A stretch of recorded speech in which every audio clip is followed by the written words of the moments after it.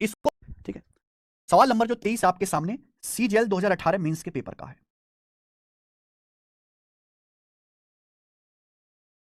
जी बताइए। ए solid cube is cut into 64 identical cubes. एक ठोस घन को 64 समरूप घनों में काटा जाता है। एक सॉलिड क्यूब को 64 आइडेंटिकल क्यूब्स में काटा जाता है। What is the percentage increase in total surface area? Total surface area कितना परसेंट बढ़ जाएगा? बहुत गजब का सवाल है, गजब का रेशो से बताऊंगा।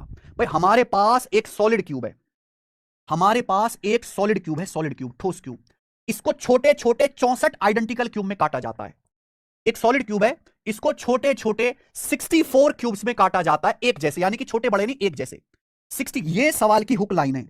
हमारे पास एक सॉलिड क्यूब है, इसको छोटे छोटे एक साइज के 64 क्यूब्स में काटा जाता है।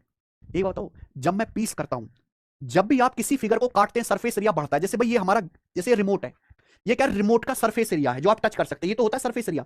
अगर मैं इस रिमोट को बीच में से काट दूं तो काटने से नए सरफेस पैदा होंगे, जो टच, जहां से मैं काटूंगा वहीं से नई सतह बन जाएगी। इसलिए यानी कि काटने से मेरे प्यार भी सरफेस एरिया बढ़ता है। जितने ज्यादा आप कट करेंगे सरफेस एरिया बढ़ता है। समझ में आया? किसी भी फिगर को काटने से, ठीक है जी। जैसे मान लीजिए मेरे भाई, ये एप्पल है, ये एप्पल है, दिख रहा है सबको, ये एप्पल का सरफेस एरिया। अगर मैं इसको बीच में से काट दूं तो काटने से ये सरफेस पहले तो नहीं था, ये नया सरफेस बन गया, तो नया एरिया बढ़ जाता है काटने से, ठीक है जी। तो जब भी हम किसी फिगर में कटिंग करते हैं सरफेस एरिया हमेशा बढ़ता है। समझ में आया जी? यही पूछा है कि भाई एक बड़ा क्यूब था, इसको काट के छोटे छोटे क्यूब बना दिए। अब बना दिए छोटे छोटे काट के 64, तो कुल सरफेस एरिया कितना बढ़ जाएगा? यानी कि 64 क्यूब का जो टोटल सरफेस एरिया होगा वो बड़े क्यूब के सरफेस एरिया से कितना परसेंट ज्यादा होगा? तो भैया मान लीजिए बड़ा क्यूब है, हमारे पास एक बड़ा सॉलिड क्यूब है, सॉलिड क्यूब, सॉलिड क्यूब। इसको पिघला के छोटे छोटे क्यूब बनाए गए, छोटे छोटे क्यूब बनाए गए, कितने? 64, 64 क्यूब बनाए गए। तो मैं 64 पे ध्यान नहीं दूंगा, एक ही छोटे क्यूब पे ध्यान दूंगा। एक ही छोटे क्यूब को पकड़ लो, क्योंकि सारे जो क्यूब बनाए गए छोटे छोटे वो एक ही साइज के बनाए गए। तो बड़े क्यूब को पिघलाकर 64 आइडेंटिकल क्यूब्स बनाए गए। अगर बड़े क्यूब का वॉल्यूम 64 है, अगर बड़े क्यूब का वॉल्यूम 64 है, तो मुझे बताओ जो छोटे छोटे 64 क्यूब बनाए गए, अगर बड़े क्यूब का वॉल्यूम मान लिया 64 सेंटीमीटर क्यूब है, इनको काट के 64 क्यूब बना दिए, तो हर छोटे क्यूब का वॉल्यूम क्या आएगा? 64/64 1 सेंटीमीटर क्यूब आएगा। बोलो।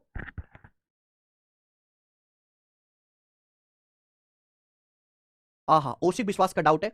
जैसे काटोगे तो बढ़ने के साथ तो छोटा भी होगा ना, साइज घटेगा तो एरिया भी तो घटेगा ना बेटा। एक बात बताओ, ये सेब है, इस सेब का सरफेस एरिया है, सरफेस एरिया।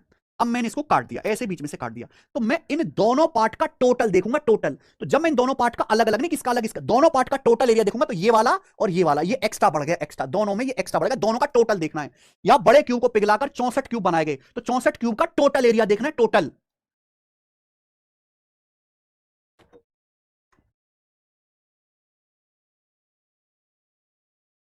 मुर्दे की तरह बस सुनते रहो, मुर्दे की तरह, बस मुर्दे की तरह सुनते रहो, ठीक है जी। तो हमारे पास एक बड़ा सॉलिड क्यूब है, इसको पिघलाकर 64 छोटे छोटे मेरे दोस्तों क्यूब बनाए गए।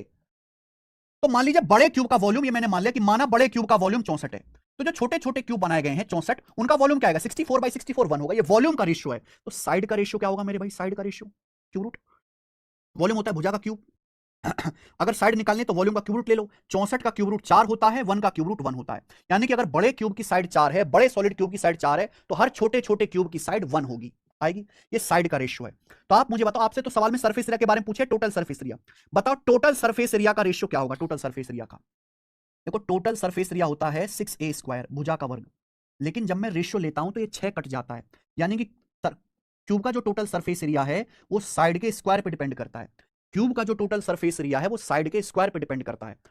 अगर क्यूब की साइड 4 है तो सरफेस एरिया क्या होगा? 4 का स्क्वायर 16। छोटे क्यूब की साइड 1 है तो सरफेस एरिया क्या होगा? 1, है ना। यानी कि साइड का स्क्वायर कर दो तो सरफेस एरिया का रेशियो आ जाएगा, सरफेस एरिया का रेशियो आ जाएगा।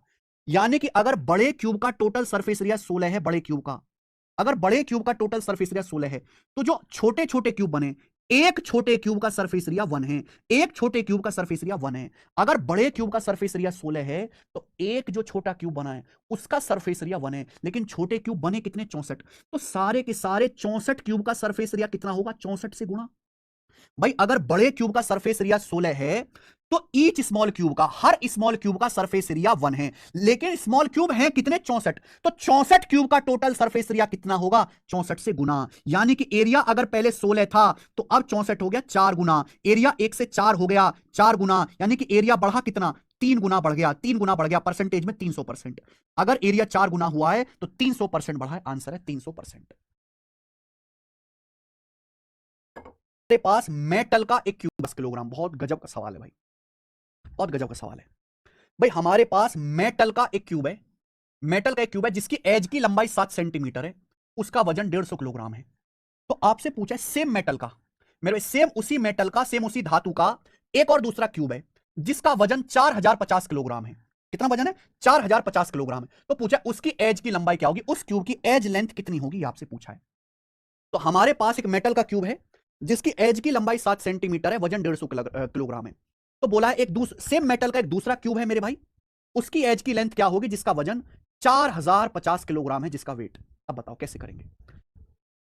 ये सेम मेटल का क्या मतलब है? देखिए हर मेटल की अपनी अपनी डेंसिटी होती है। जैसे आप लोहा है, लोहे का घनत्व अलग है, तांबे का अलग है, कॉपर का अलग है, गोल्ड का अलग है।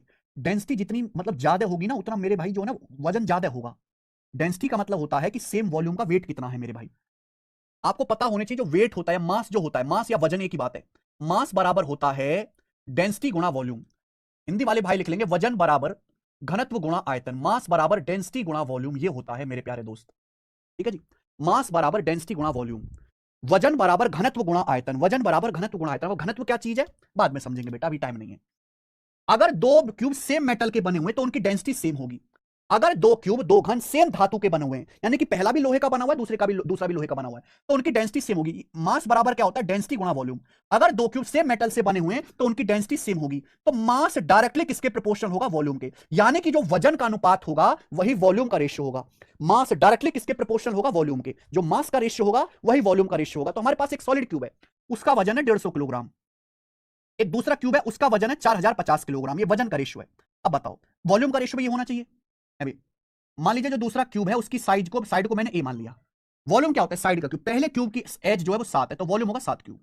दूसरे क्यूब की एज को मैंने ए मान लिया, तो उसका वॉल्यूम होगा ए का क्यूब। ये मैंने बराबर कर दिया। वजन के रेशियो को और वॉल्यूम के रेशियो को बराबर कर दीजिए बस, कि डेंसिटी दोनों की सेम है। अगर आप डेंसिटी यहां रखोगे भी तो डी से डी कट जाएगा। तो जो चीज सेम होती है उस पर ध्यान नहीं देते। तो वजन का जो रेशियो है, वॉल्यूम क्या होता है? एज का क्यूब। पहले क्यूब का वॉल्यूम 7 क्यूब, दूसरे की एज ए मानिए, ए क्यूब बराबर कर दो। तो 0 से 0 जाएगा, 15 जाएगा, 15 दूनी 30, 10 15 7 105, 1/27। इसके रूट ले लीजिए 1/3। 1/3 बराबर आ जाएगा जी 7/a। ऐसे स्मॉल ए बराबर आ गया 3 7 21, स्मॉल ए 21 आ गया। 21 इस सवाल का आंसर है third option 21।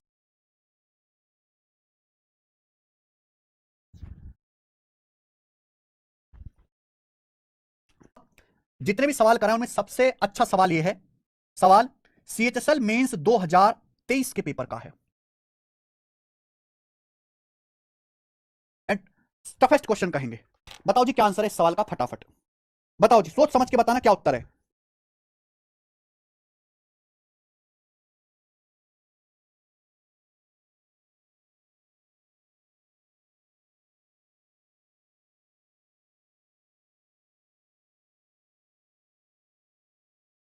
Cuboid.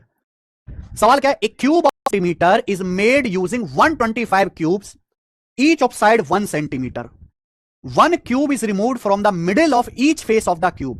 What will be the surface area of remaining solid? सवाल में बोला है 5 सेंटीमीटर भुजा वाला एक क्यूब को 125 क्यूब का यूज करके बनाया गया है, जिसमें से ईच क्यूब की साइड 1 सेंटीमीटर है। यानी कि 1 सेंटीमीटर साइड वाले 125 क्यूब्स को मिला के एक नया क्यूब बनाया गया जिसकी साइड 5 सेंटीमीटर है। आप बोलोगे हाँ जी सर, तो किस तरीके से बनेगा? ऐसे ऐसे बनेगा मेरे भाई। देखो इस सवाल में दिमाग लगाना है, कोई नॉर्मल कैलकुलेशन वाला क्वेश्चन नहीं है। This is a logical question. अगर आप ऑब्जर्व नहीं कर सकते तो आप इस सवाल को भी नहीं कर पाओगे। ये एक क्यूब है जिसकी साइड 5 सेंटीमीटर है ना। ये 5 सेंटीमीटर साइड का क्यूब 1 सेंटीमीटर साइड वाले 125 क्यूब्स को मिला के बना गया। हर क्यूब की साइड 1 सेंटीमीटर है। तो मैं कैसे बना होगा? ऐसे बना होगा मेरे भाई। ये देखिए, एक, ये दो, ये 3 और ये 4 5 दिखा। आप बोलोगे हाँ जी सर। इसी तरीके से यहां पर ये 1 2 3 और 5 दिखा। इसी तरीके से यहां पे 1 2 3 और ये 4 5 इस तरीके से देख पा रहे हैं आप? बताओ समझ में आया क्या? ये देखो, यानी कि 125 छोटे क्यूब जिनमें हर एक की साइड 1 सेंटीमीटर है, उनको मिला के इस तरीके से 5 सेंटीमीटर साइज का एक क्यूब बनाया गया है। अब सवाल पढ़ो बेटा, आंख बंद करके इमेजिन करना, आंख बंद करके आपको पिक्चर दिखाई देगी, आंख बंद करके। जितना आप सोच रहे हो ना कि हटा दिया, ऐसे नहीं होता। एरिया, एरिया बहुत ही कॉम्प्लेक्स चीज है कि सर ये हटा दिया, घटा दो, घटाने से एरिया नहीं आता। एरिया जस्ट ऐसे नहीं घटता। जो लोग 144 बता रहे हैं वो पूरी तरीके से गलत है। 144 नहीं है इस सवाल का आंसर। अब आप ध्यान सुनेगा, बोला है क्यूब के हर फेस के बीच में से एक क्यूब हटा दिया जाता है। हर फेस में बीच में से एक क्यूब हटा दिया। एक क्यूब मैंने यहां से हटा दिया मेरे भाई, एक क्यूब मैंने यहां से हटा दिया, एक क्यूब मैंने यहां से हटा दिया, ऐसी एक क्यूब मैंने यहां से हटा दिया। क्यूब के हर फेस में 6 फेस है, 6 फेस में से मैंने इस तरीके से एक एक क्यूब हटा दिया, एक एक क्यूब हटा दिया। तो आपसे पूछा कि जो नया सॉलिड बनेगा, नए सॉलिड का एरिया क्या होगा? आप मुझे बताओ मेरे भाई। आपके सामने जो क्यूब है इसकी साइड 5 सेंटीमीटर है, आपके सामने जो क्यूब है इसकी साइड 5 सेंटीमीटर है। इसका टोटल सरफेस का एरिया क्या होगा? 6a square. 6a स्क्वायर यानी कि 25 छिक्का 150। 6a स्क्वायर भुजा इसकी 5 है, 5 का स्क्वायर 25 छिक्का 150, 150 होगा। अब आंख बंद कर, ऐसे नहीं घटता मेरे भाई, आंख बंद करके सोचो। देखो यहां पे जो हटाया गया है इसकी हर एक की साइड, छोटे छोटे जो क्यूब हटाए गए हर एक की साइड 1 सेंटीमीटर, केवल एक पे ध्यान दो, ये भी 1 सेंटीमीटर होगा, ये भी 1 सेंटीमीटर होगा, ये भी 1 सेंटीमीटर होगा मेरे प्यारे भाई। तो क्यूब में होते हैं 6 फेस, 6 फेस में हर फेस में से बीच से एक क्यूब काट के निकाल लेते हैं। तो जो रिमेनिंग सॉलिड है उसका टोटल सरफेस एरिया क्या होगा? अब आंख बंद करके सोचो कि आपके पास एक ये क्यूब है, मान लीजिए क्यूब है मेरे भाई। अगर मैं यहां बीच में से कट कर दूं, तो मैंने बोला कट करने से नए सरफेस बनते हैं, कट करने से नए सरफेस बनते हैं। ऑल 6 फेसेस से हटेगा ना सर? आपने 3 से ही हटाया है। अब बेटा 3 से ही दिखा सकता हूं ना, बाकी तो दिख ही नहीं सकता ना। मेरा मेरा चित्र ऐसा ही कि मैंने 6 फेस से हटाया भाई, ये चित्र में 3 से दिख रहा है यार, थोड़ी तो बुद्धि लगा लिया करो भाई। मान लीजिए क्यूब है, मैं इसमें बीच में से एक जो है 1 सेंटीमीटर साइज का क्यूब निकाल लेता हूं। तो जब मैं क्यूब काट के अलग निकालूंगा, समझो कि पनीर का एक टुकड़ा है, आपने पनीर के टुकड़े में से बीच में से एक टुकड़ा काट के अलग निकाल लिया। तो जब काट के अलग निकालेंगे तो बीच में गड्ढा हो जाएगा, बीच में गड्ढा हो जाएगा, एरिया डिलीट हो जाएगा। लेकिन जितना एरिया डिलीट होगा उतना ही सेम एरिया अंदर बन जाएगा। भाई मान लीजिए जैसे गड्ढा हुआ, ये सामने से गड्ढा हो गया, लेकिन जितना एरिया डिलीट हुआ उतना ही उंगली डाल के अंदर सरफेस बन जाएगा इसके अंदर।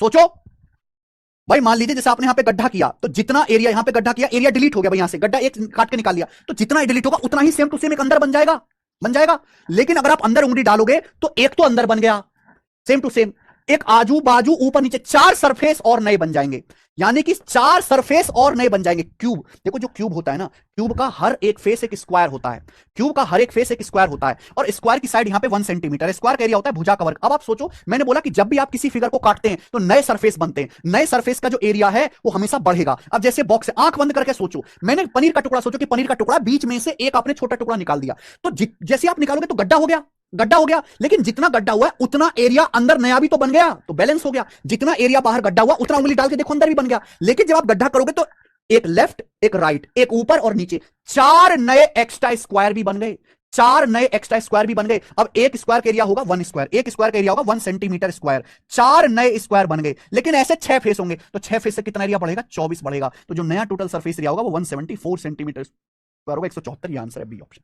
174 इस सवाल का आंसर है। भाई साहब दिमाग लगाने